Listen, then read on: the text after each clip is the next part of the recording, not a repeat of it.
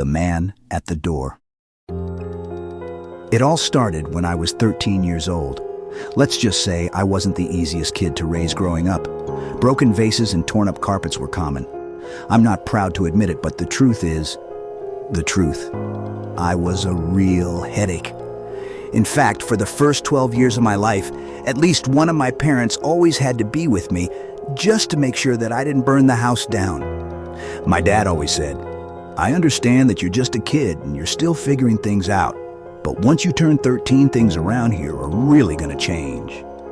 And on my 13th birthday, that's exactly what happened. The day started normally enough. I had my favorite birthday lunch, turkey tetrazzini and watermelon sherbet for dessert. Then my parents let me open a few gifts. The new video game I've been wanting, a Punisher skateboard, a few pairs of new underwear, typical pragmatic parent gift, and a gift certificate to the Cheesecake Factory with 2 tickets to the new Val Kilmer movie. I looked at my dad confused. He took the card from my hand with a wry smile. "This gift is for your mother," he said. "It's been 13 years since our last night out, and it's about time things around here changed." Out of the corner of my eye, I saw my mom with a giant smile across her face. "Do you think you could manage being alone without burning the place down while I take your mother out for the night?" It was my birthday, and it hurt that the biggest gift of the day was for them to get away from me. But in the back of my mind, I knew this meant a lot to them. How was I supposed to say no? Mostly I was scared. I had never been alone a day in my life. I reluctantly smiled back at my dad. "Sure, Pops, I can handle it." My mom was so excited she almost jumped out of her skin. I took my new video game, skateboard, and underwear and went to my room so my parents could get ready. Around 7 o'clock or so, my dad, dressed in his best, knocked on my bedroom door. "Hey, pal, there's leftover tetrazzini in the fridge. Put that in the microwave when you're ready to eat.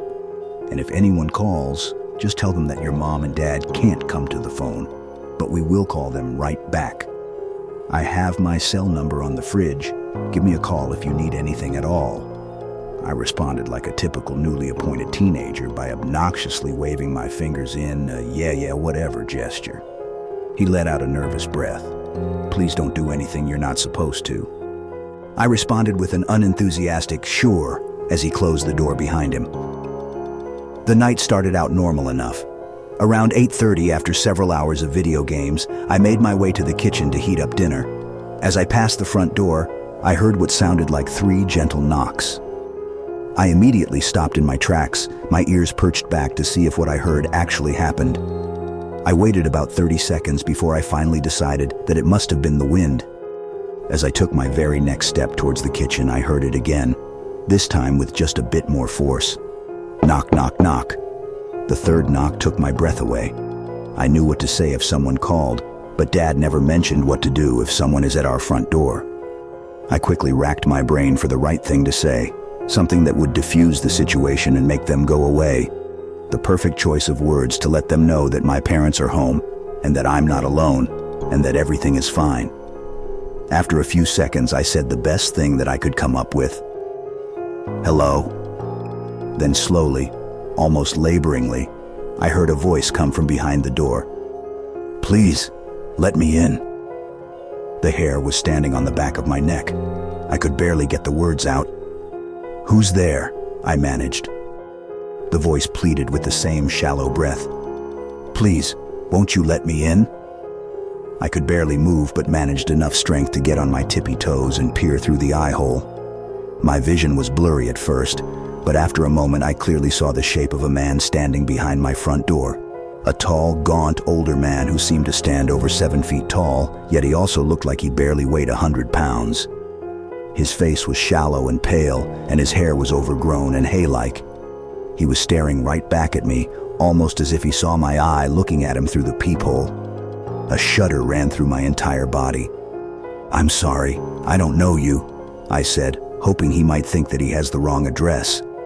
I kept my eye locked on him as he leaned forward and pushed his nose against the door, pressing his eye directly over the same eye hole that had me on the other end. I could almost feel his breath seeping through the wood of the door. He spoke in a whisper that rang in my head. Please, won't you let me in? Danny. Hearing him say my name was like taking a cattle prod to the chest. I shot backwards and onto the floor, scraping my elbow on the edge of a wooden side table where my mother kept her favorite ceramic antique.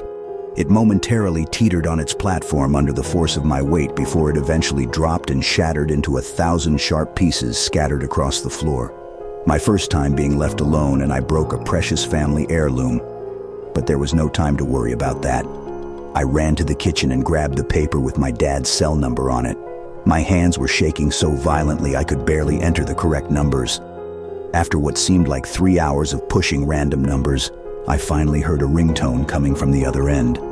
1 ring, 2 rings, 3 rings. Before the 4th ring even happened, a very nice robotic-sounding lady came on the line. Your call has been forwarded to an automated voice messaging system. I couldn't believe it. My dad actually hung up on me, but he knows I'm alone. I slammed the phone back on the hook and yelled as loud as I could towards the front door. My parents are home and they just called the cops. There was an eerie silence in the house. I cautiously walked back to the front door. Looking through the eye hole, I gasped in a curious sigh of relief when I saw that there was no one there. Was this all just in my imagination? I laughed, almost trepidatiously, and ran back towards the impenetrable shelter of my bedroom. I never mentioned what happened that night to anyone, not even my parents. I guess I was just too embarrassed to say anything. Looking back, maybe it would have been better if I told them. Maybe this curse would have been broken. It's been more than 20 years, and I still hear that knock at my front door every year on my birthday, and the thin, breathless voice begging for me to let them in.